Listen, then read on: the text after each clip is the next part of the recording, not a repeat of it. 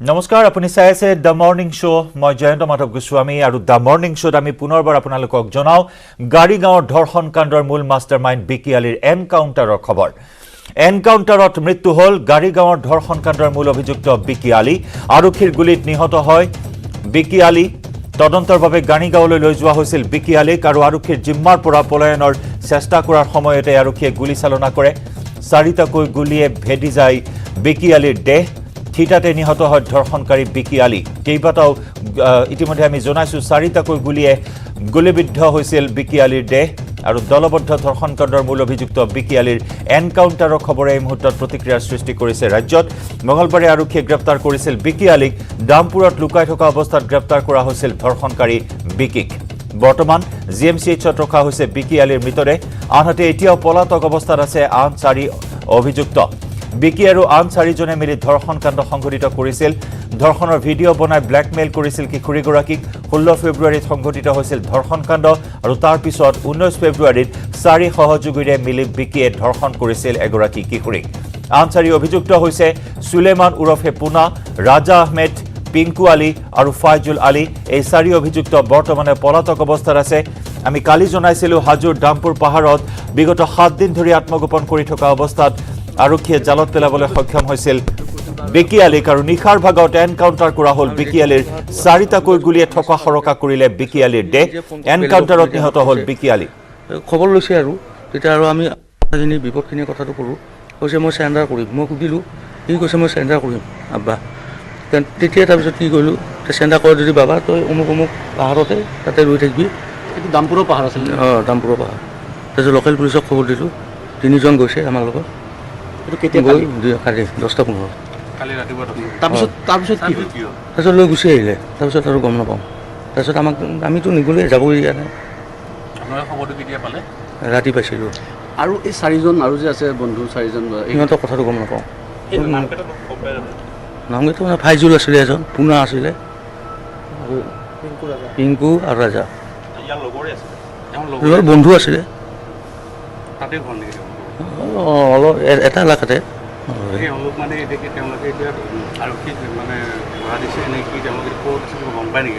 সেইটো গম নাপাওঁ মোৰ নিজৰ ল'ৰাটোক মই চমজাই দিছোঁ এইটো আৰু গম নাপাওঁ কি কৰিছে কি কৰা নাই এইটো আৰু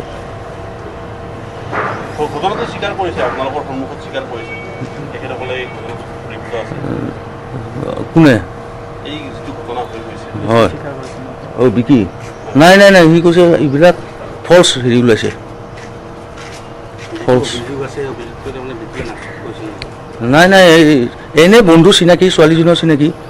এনেকুৱা পাৰ্টি খাব গৈছে সেনেকুৱা কৈছে আৰু বেলেগ একো নাই কালি ধৰক গোটেই ঘটনাটো যি ধৰণৰ হ'ল যে আত্মসমৰ্পণ কৰিছিল নহয় জানো আত্মসমৰ্পণ কৰাৰ কথাই আছিলে আত্মসমৰ্পণ কৰিছে আৰক্ষীয়ে যোগাযোগ কৰিছিল আমিয়ে কল কৰিছোঁ আৰক্ষীক এনেকুৱা ল'ৰা আছে আপোনালোকে আনিব পাৰে সিও ৰাজি আছে হেণ্ড অভাৰ কৰাৰ কাৰণে সেনেকুৱা গৈ কেনে পাইছোঁ সি বেচেৰাই হেণ্ড অভাৰ কৰি দিছে তাৰপিছত তুলি আনিছে তাৰপিছত গম নাপাওঁ এয়া হৈছে বিকিৰ পিতৃ আৰু বিকিৰ পিতৃয়ে এই মুহূৰ্তত সেই কথা উল্লেখ কৰিছে যে চালেণ্ডাৰ কৰিছিলে আৰু পৰিয়ালৰ লোকেই গতাই দিয়া হৈছিলে আৰক্ষীক আৰু আৰক্ষীক গতাই দিয়াৰ পিছত আৰক্ষী যি ধৰণৰ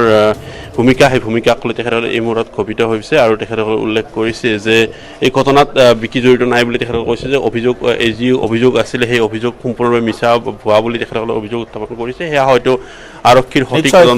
পিছত জানিব পৰা হ'ব কিন্তু বলেন এইখিনি মুহূৰ্তৰ খবৰ যে তেওঁলোকে দাবী কৰিছে যে তেওঁলোকে বাধ্য কৰাইছিল পুত্ৰক আত্মসমৰ্পণ কৰিবলৈ আৰক্ষীক তেওঁলোকে নিজে খবৰ দিছিল এই প্ৰক্ৰিয়াটোৰ বিষয়ে কিমান দিন ধৰি তেওঁলোকে এনেকুৱা ধৰণৰ এটা প্ৰক্ৰিয়া চলাইছিল নিজৰ পুত্ৰক খবৰ দিছিল এই সন্দৰ্ভত আৰু কি ক'লে ইতিমধ্যে মাতৃৰ ভাষ্য আমি আগবঢ়াইছোঁ নিউজ 18ৰ দৰ্শকসকলে প্ৰত্যক্ষ কৰিছে শুনিছে মাতৃৰ ভাষ্য এই মুহূৰ্তত পিতৃৰ ভাষ্য পোনপটীয়াকৈ আপুনি সংগ্ৰহ কৰিছে কেনেধৰণৰ হেঁচা প্ৰয়োগ কৰা হৈছিল কাৰ নিৰ্দেশত দামপুৰ পাহাৰত আত্মগোপন কৰি আছিল এনে কিছু কথা প্ৰকাশ কৰিছে নেকি বিকিৰ পিতৃয়ে চাওক এই মুহূৰ্তত পিতৃয়ে সেই কথা উল্লেখ কৰিছে যে তেখেতক আৰক্ষী যেতিয়া বিচৰা হৈছিলে আৰক্ষী যেতিয়া খবৰ দিয়া হৈছিলে তেতিয়াই আচলতে পিতৃ পুত্ৰৰ সৈতে যোগাযোগ স্থাপন কৰিছিলে আৰু সেই যোগাযোগতে পোহৰলৈ আহিছিলে যে দামপুৰ যিখন পাহাৰত আত্মগোপন কৰি আছিলে বিগত 3 দিন ধৰি আৰু তাৰ পিছতে সেই মোবাইল ফোনেৰে যোগাযোগ কৰাৰ পিছতে পিতৃৰ যি আহ্বান সেই আহ্বানক সঁহাৰি জনাইছিল পুত্ৰই আৰু তাৰ পিছতেই আৰক্ষীৰ সন্মুখত আত্মসমৰ্পণ কৰাৰ এটা কৌশল ৰচনা কৰা হৈছিল আৰু তাৰ পিছতে যোৱাকালি প্ৰায় দিনৰ 10:30 বজাতেই আচলতে আৰক্ষীৰ সন্মুখত আত্মসমৰ্পণ কৰিছিলে যদিওবা সেয়া কিন্তু আৰক্ষীয়ে আত্মসমৰ্পণৰ ঠাইত তেখেতসকলে গ্ৰেপ্তাৰ বুলি অভিহিত কৰিছে আৰু সেই ঘটনাৰ পিছতেই পিতৃয়ে উল্লেখ কৰিছে যে কোনো হেঁচা প্ৰয়োগ বা তেনেকুৱা ধৰণৰ কোনো হেঁচা নাছিলে পিতৃ সম্পূৰ্ণৰূপে আহ্বান জনাইছিলে আৰু পিতৃৰ আহ্বানক সঁহাৰি দিয়া হৈছিলে আৰু সঁহাৰিৰ পিছতে বিশেষভাৱে আচলতে ইয়ালৈকে আৰক্ষীৰ সন্মুখলৈকে ধৰা দিয়া হৈছিলে পুনৰবাৰ যদি সম্ভৱ হয় আমি কথালৈ চেষ্টা কৰিম পিতৃৰ সৈতে আমি আকৌ দিছোঁ আমাৰ লগত বলক ল'ৰা ৰেডি হৈ আছে চাণ্ডাৰ কৰিব এতিয়া ল'ৰাটোক ধৰাই দিলোঁ বেচেৰাও গৈছে তাৰপিছত আৰু গাড়ী লৈ গৈছে সিহঁতে আৰু আমাকতো যাবই দিয়া নাই তাৰপিছত কি কৰিলে খবৰে নাপালোঁ আৰু তাৰপিছত নাই নাই বাকী কেইজনো নাজানো আমাৰ ঘৰৰ মানুহে আছিল তাতে হয় তাতে বৰ্ণে লগতে জানিবলৈ চেষ্টা কৰক বিকি কি কামত জড়িত আছিল কেনেকুৱা ধৰণৰ পঢ়া শুনাৰ ক্ষেত্ৰতে হওক বা আন কি কামত জড়িত আছিল তাতে সি থকা বুলি কৈছে আৰু আমাৰ পৰিমাণে আমাৰ এনে ৰিলেটিভ আৰু চিনাকি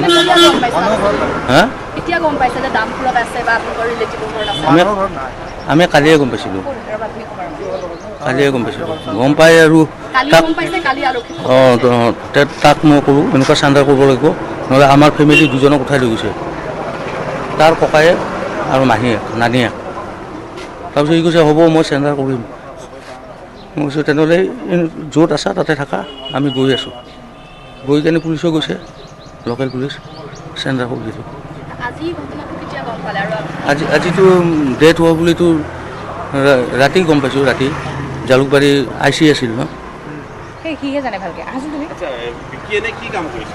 কাম কৰা নাছিল এনেই ঘূৰি ফুৰিছিল পঢ়া শুনা কৰিছিল তাৰপিছত এৰি দিছিল ক্লাছ 9লৈ পঢ়িছিল এতিয়া এনেই নাই নাই নাই সেইবিলাক নাই ছোৱালীজনী আমাৰ এলেকাৰে সেইটো বাহিৰা ছোৱালী তাতে মাটি কিনি আছিল কোনো লেটি খেতি মই দেখা নাই কিন্তু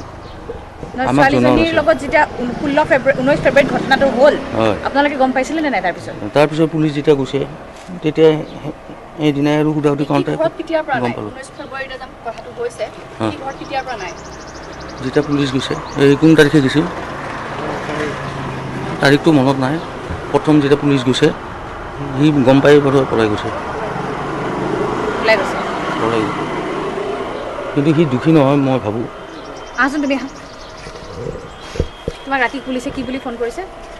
ৰাতি কৈছে তাক গুলিওৱা হৈছে মানে সি পলাইছিল পলাওঁতে তাক গুলিয়াইছে এতিয়া হস্পিটেলত ভৰ্তি আছে আমাক জলদি আহিব দিছিল কিন্তু চেৰেণ্ডাৰ কৰা মানুহ এটাই কেতিয়াও নপলায় এইটো মিছা কথা সি নিজে চেৰেণ্ডাৰ কৰিছে সি পলোৱাৰ কোনো কাৰণেই নাই তাক মানে মাৰিছে সিহঁতে আৰু জানি বুজি মাৰিছে এনকাউণ্টাৰ কৰিছে ইয়াতে হস্পিটেলত আনি কেনে শাস্তি দিছে শাস্তি দি কেনে যেতিয়া আধামৰা হৈছিল তেতিয়া লৈ গৈ তাক গুলিয়াইছে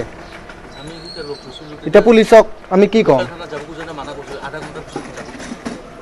তেতিয়া যেতিয়া আমি চেৰেণ্ডাৰ কৰিছিলোঁ তেতিয়া পুলিচক ক'ব মানা কৰিছিলে পুলিচে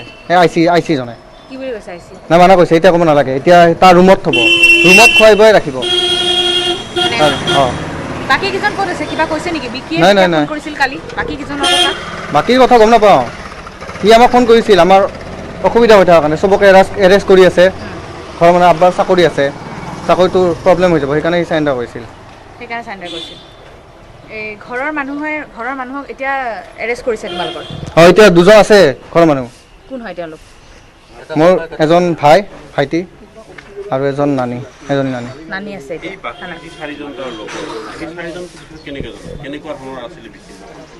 লগ আছিল বন্ধু আছিল একেলগে মানে বেষ্ট ফ্ৰেণ্ড আছিল সিহঁত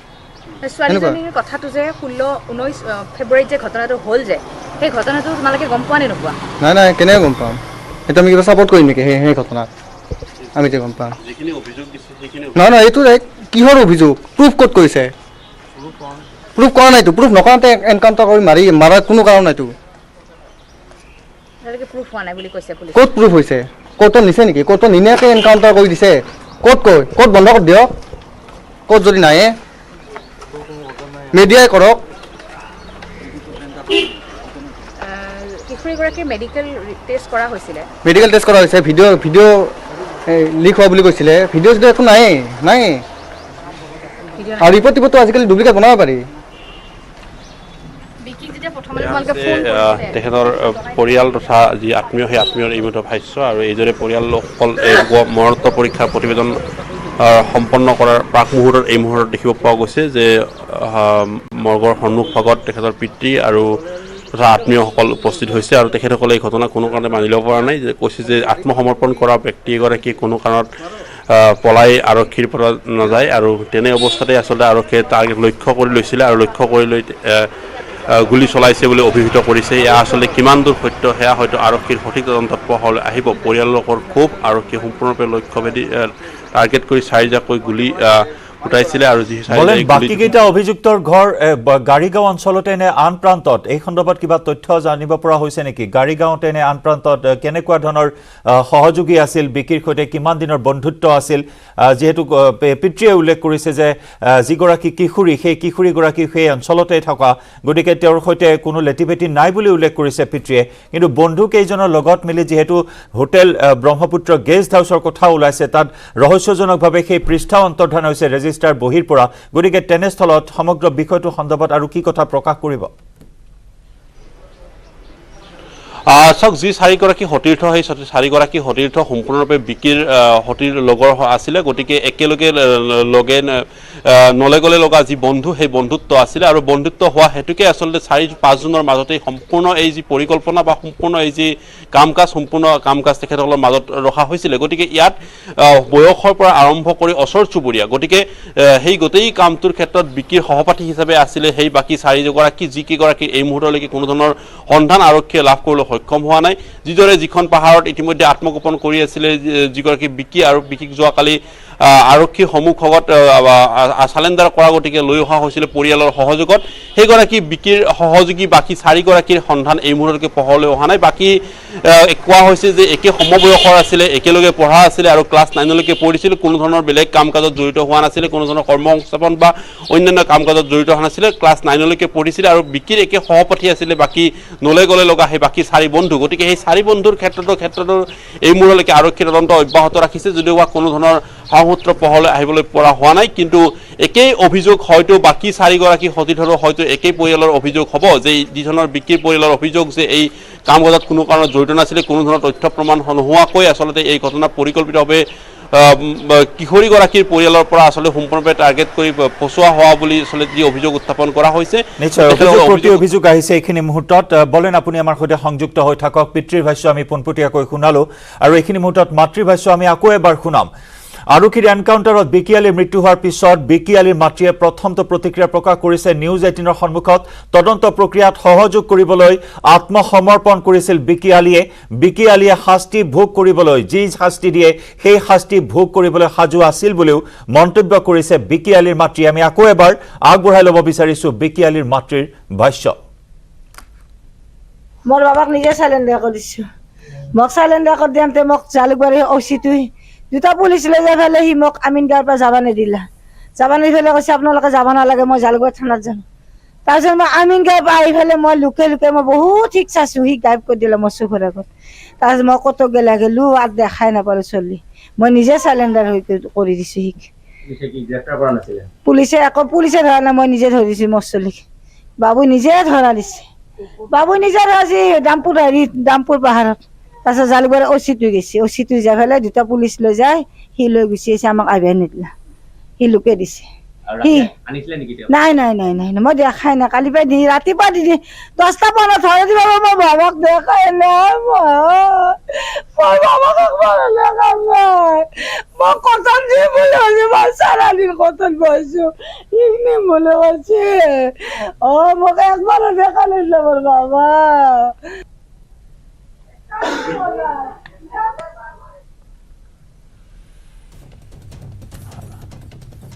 আৰু বিকি আলী সন্দৰ্ভত GMCHৰ অধীক্ষকৰ মন্তব্য আছে। আমি মন্তব্য শুনাম।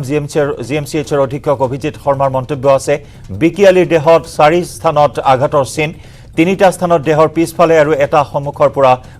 গুলিওৱা হৈছিল আটাইকেইটা আঘাত দেহৰ ওপৰৰ অংশৰ নিশা প্ৰায় 11:30 সংঘটিত হৈছিল এই এনকাউণ্টাৰৰ ঘটনা নিশা 1:30 অনা হৈছিল জিএমচিএইচলৈ আজি বিকিৰ সম্পন্ন কৰা হ'ব মৰণোত্তৰ পৰীক্ষা আমি সেই বাইট আগবঢ়াম সেই মন্তব্য আমি আগবঢ়াম কিন্তু আকৌ এবাৰ আমি সংযুক্ত হৈছো আমাৰ সতীৰ্থ সাংবাদিক বলেন ভট্টাচাৰ্যৰ সৈতে বলেন পুনৰবাৰ আপোনাৰ কাষলৈ আহিছো ইতিমধ্যে পিতৃয়ে উল্লেখ কৰিছিল যে কোনো ধৰণৰ কাম বন কৰা নাছিল নৱমমান শ্ৰেণীলৈকে পঢ়ি অধ্যয়ন কৰি তাতে সামৰণি মাৰিছিল অধ্যয়নৰ আৰু তাৰ পিছতে কোনো ধৰণৰ কাম কৰা নাছিল কিন্তু এনেকুৱা ধৰণৰ যি কাৰ্যকলাপ ইতিমধ্যে উল্লেখ কৰিছিল যে যি শাস্তি ভোগ কৰিব লাগে সেই শাস্তিয়ে ভোগ কৰিবলৈ সাজু বুলি উল্লেখ কৰিছিল যাৰ পৰিপ্ৰেক্ষিতত আত্মসমৰ্পণ কৰা বুলি পৰিয়ালৰ লোকে বাৰে বাৰে এই দাবী উত্থাপন কৰিছে চাওক আত্মসমৰ্পণ কৰাৰ দিশটো পৰিয়ালৰ লোকে ইতিমধ্যে কৈছে আৰু বিশেষ একেদৰে কিন্তু আৰক্ষীৰ তৰফৰ পৰা সেই ঘটনাটোক আচলতে গ্ৰেপ্তাৰ কৰা বুলি আৰক্ষী অভিহিত কৰা হৈছে কাৰণ পৰিয়ালৰ লোকে যি ধৰণৰ কথা কোৱা হৈছে যে প্ৰথম অৱস্থাত হয়তো আৰক্ষীয়ে যেতিয়া হেঁচা প্ৰয়োগ কৰিছিলে যেতিয়া বিকিক উদ্ধাৰৰ কাৰণে বা বিকিক আচলতে গ্ৰেপ্তাৰৰ কাৰণে যিখিনি ব্যৱস্থা ল'ব লাগে সেইখিনি অৱস্থাত হয়তো পৰিয়ালৰ লোকক হয়তো তেনেকুৱা ধৰণৰ আৰক্ষীয়ে তৰফৰ পৰা হেঁচা দিয়া হৈছিলে যে যদি আচলতে বিকিক আত্মসমৰ্পণ কৰা হয় তেতিয়াহ'লে হয়তো যিখিনি শাস্তি সেই শাস্তিৰ পৰা কিছু পৰিমাণে ৰেহাই দিয়া হ'ব বুলি আৰক্ষীয়ে হয়তো পৰিয়ালক পতিয়ন নিয়াবলৈ সক্ষম হৈছিলে আৰু যি পতিয়ন নিয়াৰ সৌভাগ্যতে হয়তো কিছু সময় পিছতে হয়তো পৰিয়ালৰ লোকে য'ত পাহাৰত আত্মগোপন কৰি আছিলে সেই পাহাৰলৈকে আত্মীয়ৰ জৰিয়তে তেখেতসকলে যোগাযোগ স্থাপন কৰি চালেণ্ডাৰ কৰিবলৈ তেখেতসকলক আত্মসমৰ্পণ কৰাবলৈ তেখেতসকলক উঠি পৰি লগা হৈছিলে গতিকে সেই এটা আৰক্ষীৰ কৌশল ৰচনা কৰা হৈছিলে যদিও বা আৰক্ষীৰ তৰফৰ পৰা সেয়া কোনো আত্মসমৰ্পণ আৰক্ষীয়ে বিচৰা হোৱা নাই আৰক্ষীৰ তৰফৰ পৰা সেয়া গ্ৰেপ্তাৰ বুলি কোৱা হৈছে আৰক্ষীৰ দাবী কৰিছে যে গ্ৰেপ্তাৰ কৰা হৈছিল বিকি আলী গতিকে অভিযোগ প্ৰতি অভিযোগ আছে সমগ্ৰ ঘটনা সন্দৰ্ভত পুনৰ আহিম বলেন আপোনাৰ কাষলৈ কিছু সময় অপেক্ষা কৰক এই মুহূৰ্তত আমি দৰ্শকসকলৰ বাবে আগবঢ়াই ল'ব বিচাৰিছো জিএমচিএইচৰ অধীক্ষক অভিজিত শৰ্মাই কি মন্তব্য কৰিছে এই ঘটনা সন্দৰ্ভত আগবঢ়াই লৈছো আমি প্ৰথমে অভিজিত শৰ্মাৰ মন্তব্য Vicky Ali was brought dead. Yet ahunte pulse BP was not recordable. Tekhetor bukut injury eta asil, jot gunshot injury right side suprasternal notch buli koy tar tolot eta entry wound asil aru pithi phale tinta aru wound asil. Injury mark pithit tinta ase. আৰু বুকুত এটা injury mark আছে মোৰ বাবাক নিজে চাইলেণ্ডাৰ কৰি দিছোঁ মোক চাইলেণ্ডাৰ কৰি দিওঁতে মোক জালুকবাৰী অচিটোই আৰু এনেদৰে উল্লেখ কৰিছে অভিজিত শৰ্মাই আনকি ঘটনা সন্দৰ্ভত অচি টুইংকল গোস্বামী সামান্য পৰিমাণে আঘাতপ্ৰাপ্ত হোৱা বুলি জানিব পৰা হৈছে বাওঁ অঠুত আঘাতপ্ৰাপ্ত হৈছে টুইংকল গোস্বামী বিভিন্ন প্ৰতিক্ৰিয়া আহিছে এইখিনি মুহূৰ্তত এই সমগ্ৰ এনকাউণ্টাৰ ঘটনা সন্দৰ্ভত শাসক বিৰোধী প্ৰতিক্ৰিয়া প্ৰকাশ কৰিছে আমি সেই প্ৰতিক্ৰিয়া সময় মুহূৰ্তত আগবঢ়াব বিচাৰিম ধৰ্ষণকাৰী বিকি আলীৰ এনকাউণ্টাৰ সন্দৰ্ভত বিধায়ক মৃণাল শইকীয়াৰ প্ৰতিক্ৰিয়া বিকি আলী অপৰাধী গতিকে পলাই যাবলৈ দিব নোৱাৰি 4টা নহয় 10টাও গুলি লাগক আৰক্ষীক গুলিয়াবলৈহে হাতত পিষ্টল দিয়া হৈছে গুলিয়াব যদি নালাগে আৰক্ষীৰ হাতত গোলাপ দিয়ক বুলি মন্তব্য কৰে বিধায়ক মৃণাল শইকীয়াই জাষ্টিস বুলি নহয় উই বিলিভ ইন জাষ্টিস পতত হওক পাছত হওক কিন্তু আপুনি জাষ্টিস দিবলৈ গৈ পেলাই অপৰাধীক কেনেকৈ পলাবলৈ দিব জাষ্টিস আমি জাষ্টিফাই কৰিবলৈ যাওঁতে অপৰাধী এজনক পলাবলৈ দিয়াটো কি আমাৰ কাৰণে এইটো জাষ্টিফাই হ'ব নেকি এজনী অপৰাধী এজন আজি বিকিয়ালী যদি কালি পলাই যাব পাৰিলেন তেতিয়া আপোনালোকে কি বুলি ক'লেহেঁতেন যে পুলিচে অপৰাধী এনেকুৱা এজন ডাঙৰ অপৰাধীক ধৰি ৰাখিব নোৱাৰিলে 100টা নালাগে 1000টা হ'ব পাৰে কিছুমান অপৰাধী থাকে তেওঁলোকতো পলোৱাৰ প্ৰৱণতা থাকে জেল ভাঙিও পলায় তো পুলিচৰ হাতৰ পৰা দৌৰ মাত কি তেওঁলোকৰ অপৰাধী মানে অপৰাধী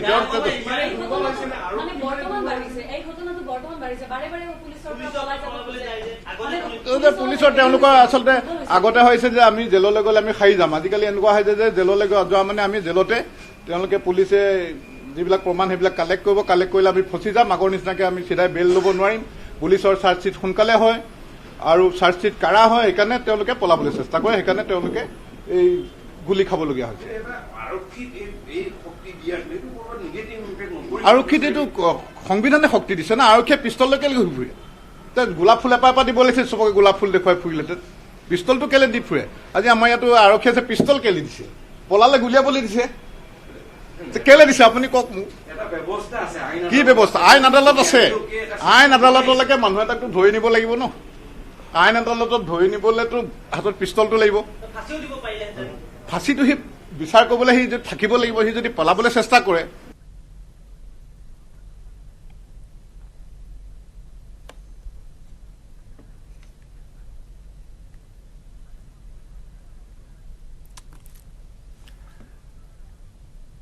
আৰু এইখিনি মুহূৰ্তত আমি এই খবৰ আগবঢ়াই যাম। তাৰ সমান্তৰালকৈ আমি পোনপটীয়া সম্প্ৰচাৰ আগবঢ়া মুখ্যমন্ত্ৰী ডক্টৰ হিমন্ত বিশ্ব শৰ্মাই আজি 12 পৰা 14 বছৰৰ কিশোৰ কিশোৰীসকলৰ টীকাকৰণ অভিযানৰ শুভাৰম্ভণি কৰিছে। এই মুহূৰ্তত পোনপটীয়া সম্প্ৰচাৰ মন্তব্য মুখ্যমন্ত্ৰীৰ। প্ৰধানমন্ত্ৰী নৰেন্দ্ৰ মোদী ডাঙৰীয়াৰ অক্লান্ত প্ৰচেষ্টাত আৰু আমাৰ বিজ্ঞানীসকলৰ তৎপৰতাত ভাৰতে কৰ্বিভেক্স নামৰ নতুন ভেকচিন এটা আজিৰ পৰা প্ৰদানৰ কাম আৰম্ভ কৰিছে, যি ভেকচিনে 12ৰ পৰা 14 বছৰৰ শিশুসকলক সামৰি ল'ব। 12ৰ পৰা 14 বছৰৰ শিশুসকলক দুটা পালিৰ এই ভেকচিন দিয়া হ'ব আৰু এই ভেকচিন পোৱাৰ লগে লগে আমাৰ শিশুসকলেও কোভিডৰ বিৰুদ্ধে যুঁজখনত নিৰাপদ অনুভৱ কৰিব। মই অসমৰ সকলো পিতৃ মাতৃ আৰু আমাৰ ছাত্ৰ ছাত্ৰীসকলক অনুৰোধ কৰিম যে আপোনালোকে যেন সকলোৱে আগবাঢ়ি আহি এই ভেকচিন গ্ৰহণ কৰে। ইয়াৰ লগে লগে 60 বছৰৰ ওপৰৰ সকলো লোকে আজিৰ পৰা তৃতীয় পালি ভেকচিন ল'ব পাৰিব। মই তেখেতসকলকো নিজৰ নিজৰ শিডিউল অনুসৰি আগবাঢ়ি আহি তৃতীয় পালি ভেকচিন ল'বলৈ অনুৰোধ জনাম।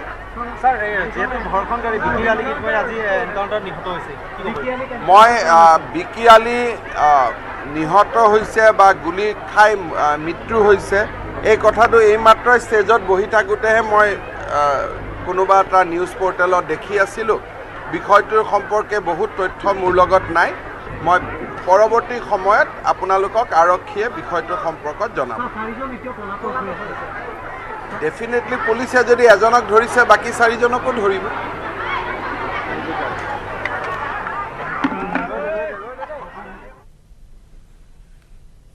এয়া মুখ্যমন্ত্ৰী ডক্টৰ হিমন্ত বিশ্ব শৰ্মাৰ প্ৰতিক্ৰিয়া। এনকাউণ্টাৰক লৈ প্ৰতিক্ৰিয়া প্ৰকাশ কৰিছে মুখ্যমন্ত্ৰীগৰাকীয়ে।